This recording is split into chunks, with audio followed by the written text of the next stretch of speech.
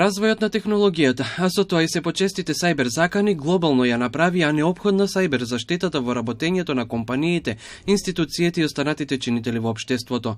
Денешното време не може да се замисли без користење на интернетот, но неопходно е и корисниците да бидат свесни за сите предности, но и недостатоци.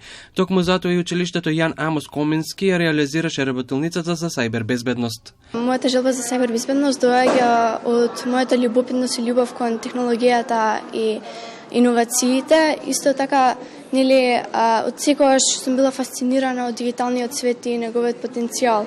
Растејќи обкружена со дигитални уреди, бев сведок на трансформативната моќ на технологијата.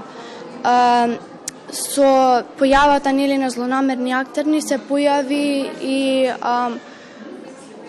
појави потребата за побезбеден сајбер простор. Јас сметам дека тоа е многу важно. Сметам дека е клучно за сите, особено за младите луѓе како мене, да разберат потребата за сајбер безбедност, бидејќи тоа не е само технологија, тоа е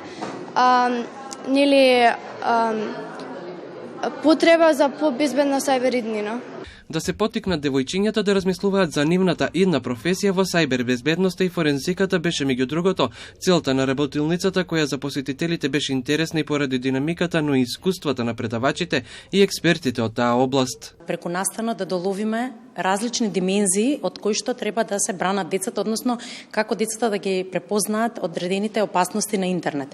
Ке симулираме напад на енергетски погон, преку кој што ќе им дадеме на децата за право да инвестираат во различни типови на безбедност, а ќе бидат овие сесии фасилитирани од страна на гейм мастери или модератори кои што ќе ги усмеруваат на кои начини да ги донесат по правилните одлуки.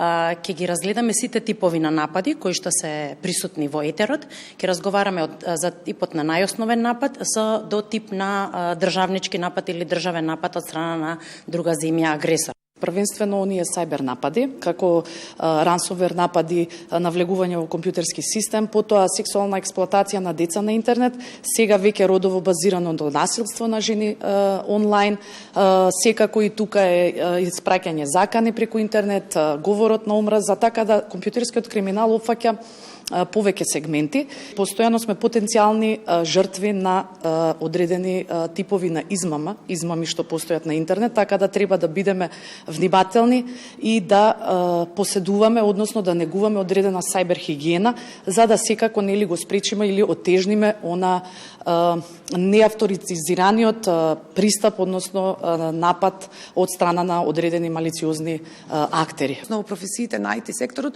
софтверското инженерство е веќе заситен простор, значи веќе ги имаме многу. Она што фали и прогнозите за иднина се дека ќе се отвараат нови работни места се токму за сајбер безбедноста. Па затоа акцентот го ставаме токму на оваа професија. Нашето секојдневние е буквално поврзано со интернет. А интернет е еден огромен простор во кој имате многу натрапници и многу небезбедни места, така што ако ги научиме уште од мали, сметаме дека не само што ќе знаат да се заштитат, туку ќе одат во насока да ја изберат оваа професија како идна своја професија. Што треба да се направи, на што треба да се внимава, кои се предизвиците, но и каков тип на професија е всушност сајбер безбедност.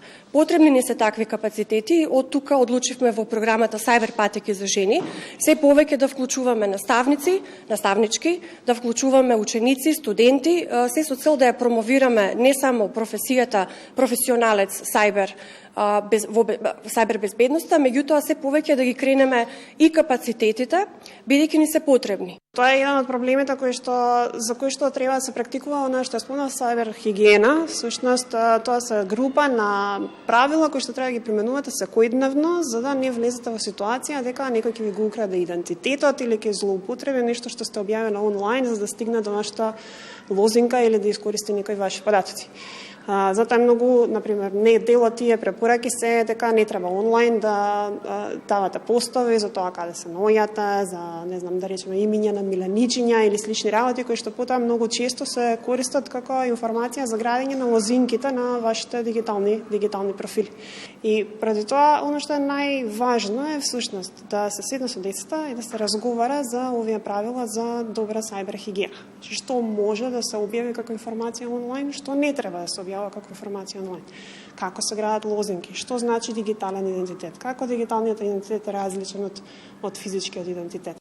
Институционална или индивидуална сајбер безбедноста е неопходна да се унапредува секојдневно, но во однос на индивидуалната заштита експертите потенцираат ние граѓаните располагаме со податоците и само ние ќе одлучуваме што од нашата приватност ќе понудиме во онлајн просторот.